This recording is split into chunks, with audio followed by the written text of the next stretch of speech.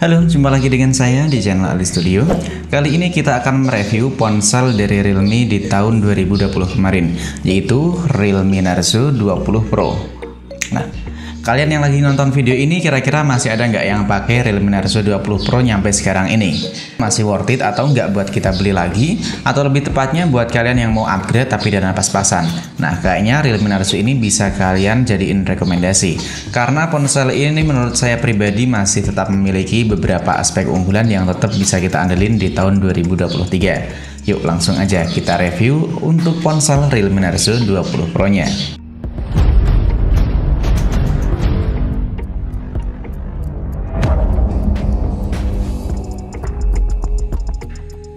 Kemarin saya dapat ponsel ini dari toko ijo ya. Ini dapat di harga 2.050.000 untuk varian RAM 8 per 128GB. Untuk kondisinya menurut saya masih cukup bagus, apalagi kalau dilihat dari tahun peluncuran awal Realme Narzo 20 Pro. Alasan selanjutnya kenapa saya ingin mereview ulang Realme Narzo 20 Pro di tahun 2023, tentunya untuk segi desain yang masih tetap bisa kita andelin. Karena kalau dilihat dari segi desain Realme Narzo 20 Pro, ponsel ini masih tetap enak banget dilihat ya. Apalagi dengan finishingnya yang nggak terlalu rame.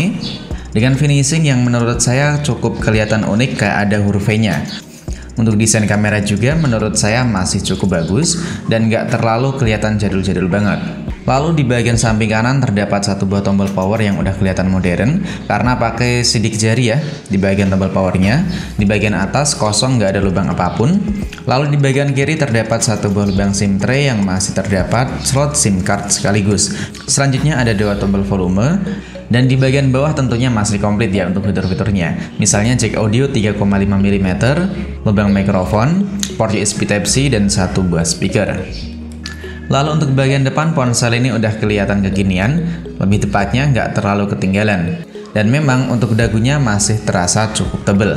Untuk layarnya juga udah bisa menghasilkan gambar yang cukup bagus karena memiliki refresh rate tinggi hingga 90 Hz. Dan di sini kita memiliki tiga opsi ya, mau pakai refresh rate 60 Hz, refresh rate 90 Hz, atau mau pakai refresh rate otomatis.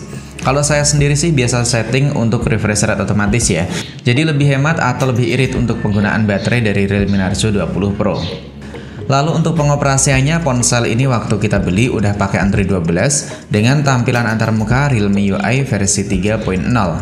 Cuman yang cukup disayangkan untuk Realme UI versi 3.0, rekomendasi atau iklannya itu malah lebih banyak menurut saya. Apalagi setelah kita melakukan penginstalan atau setelah mendownload melalui aplikasi Play Store. Ponsel ini tentunya udah enak banget kalau kita pakai buat kerja atau buat keseharian. Buat nonton video juga enak, cuman yang cukup disayangkan untuk Realme Narzo 20 Pro masih menggunakan mono speaker saja. Selanjutnya yang bikin saya tertarik untuk mereview ulang Narzo 20 Pro di tahun 2023, tentunya untuk urusan performa yang masih bisa banget buat kita andelin. Ponsel ini pakai chipset dari MediaTek Helio G95 dengan fabrikasi 12 nanometer dan ditandem dengan pengolah grafis dari Mali G76 MC4 dengan dua varian memori ya. Dan yang kita review di video kali ini adalah RAM 8 per 128GB. Ponsel ini waktu kita tes buat main game Mobile Legends, untuk setting grafiknya tentu udah memuaskan. Bahkan waktu kita coba buat main game satu permainan nih ya, dengan durasi kurang lebih ada di 25 menitan. Untuk suhunya nggak terlalu panas-panas banget, cuman di bagian sebelah kamera ini cukup hangat. Untuk konsumsi daya baterainya juga nggak terlalu boros, meskipun ponsel ini udah diluncurkan 2 tahun kemarin. Karena waktu kita tes buat main game Mobile Legends tadi selama 25 menit, baterai yang terkuras itu cuma 9%. Lalu menariknya lagi dari Realme Narzo 20 Pro, ponsel ini punya adapter charger sebesar 65 Watt. Jadi pengecasannya itu beneran cepet banget. Selanjutnya di sektor fotografi, ponsel ini hadir dengan 4 setup kamera ya, dengan resolusi 48 MP untuk kamera utama dan 8 MP untuk kamera ultrawide. Lalu ada juga 2 MP untuk kamera makro dan 2 MP untuk kamera depth sensor. Sedangkan untuk kamera selfie-nya, meskipun Realme Narzo ini pakai kamera selfie sebesar 16 MP, tapi untuk kualitas fotonya udah kelihatan bagus banget.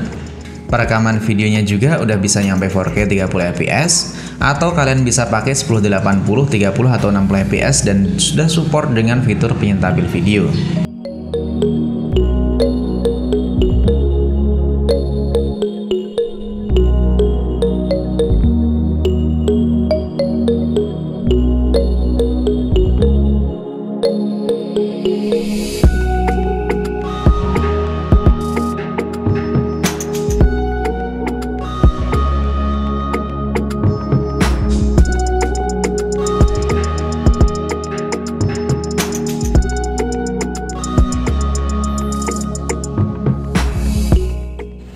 rekaman resolusi 1080 60 fps tanpa menggunakan fitur ultra stabil atau stabilisasi.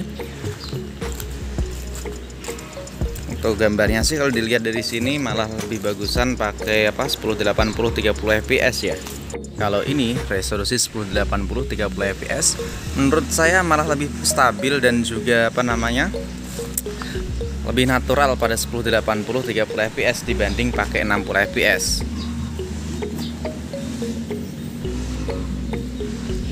Gambarnya ya biasa aja, nggak terlalu bagus dan juga nggak jelek-jelek banget. Rekaman kamera selfie-nya juga cukup stabil. Warnanya juga kelihatan natural, nggak oversatur ya.